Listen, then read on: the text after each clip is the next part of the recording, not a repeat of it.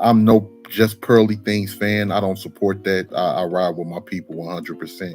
But where was all of this energy for the women that was calling us nakers and bullet bags? And some of these women that are in online are nurses. Some of these women are prosecutors and lawyers and various things like that. I see the whole community up in arms with Just Pearly Things, which is expected. But where was all of this energy for these women that had the most heinous things? No matter how much black men try to defend a lot of women within our community, people just tend to ignore that and give them their behinds to kids.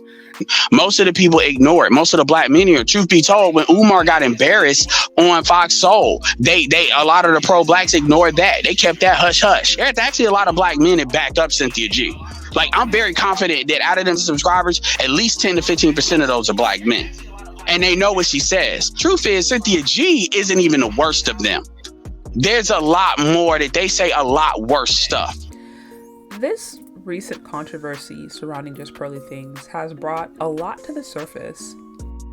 And while I don't agree with what she did, and no, I don't think that she was ignorant. She has a strategist who literally worked with the likes of Ben Shapiro and Candace Owens. The strategist is not dumb. They know exactly what they're doing. And ultimately, they got what they wanted. She's crying all the way to the bank, right? She got the support that she needed. She got her name in the algorithm. She got people talking about her, and she got people defending her. This is very strategic.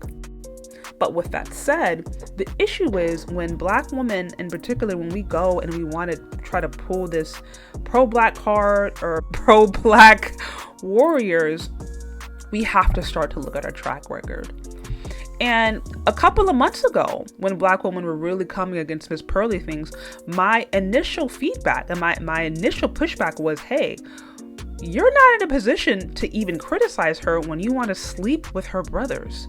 You are the same woman talking about swirling, divesting, or supporting swirling and divesting. You're not really in a position to try to criticize her.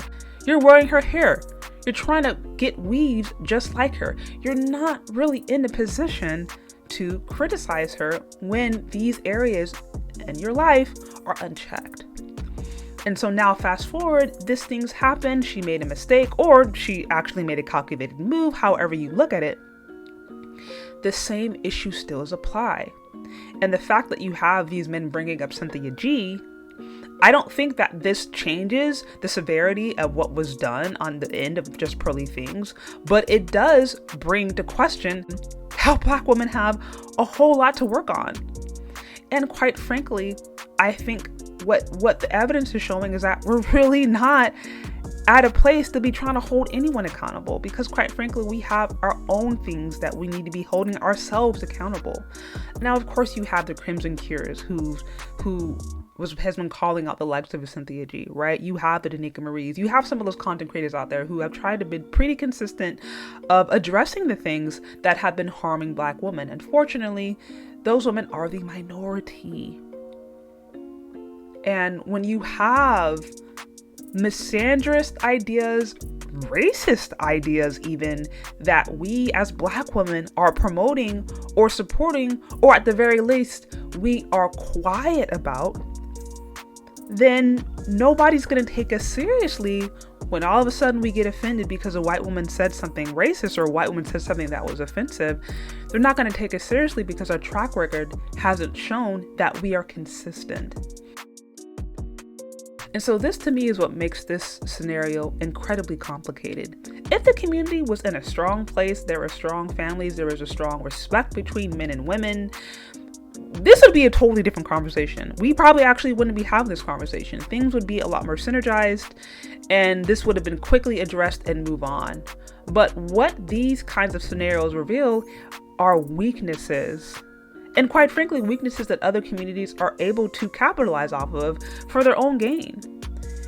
And as I mentioned before, if this is something that I think black women as a collective really want to address, then it would actually require that our behavior reflects something worth being respected. And unfortunately, our reputation right now is to hell. We have a horrible reputation. I'm not saying that there aren't beautiful women out there. Absolutely they are. I know plenty of them. But as far as the reputation as a whole that we have, as far as how we have presented ourselves and what we have shown that we valued.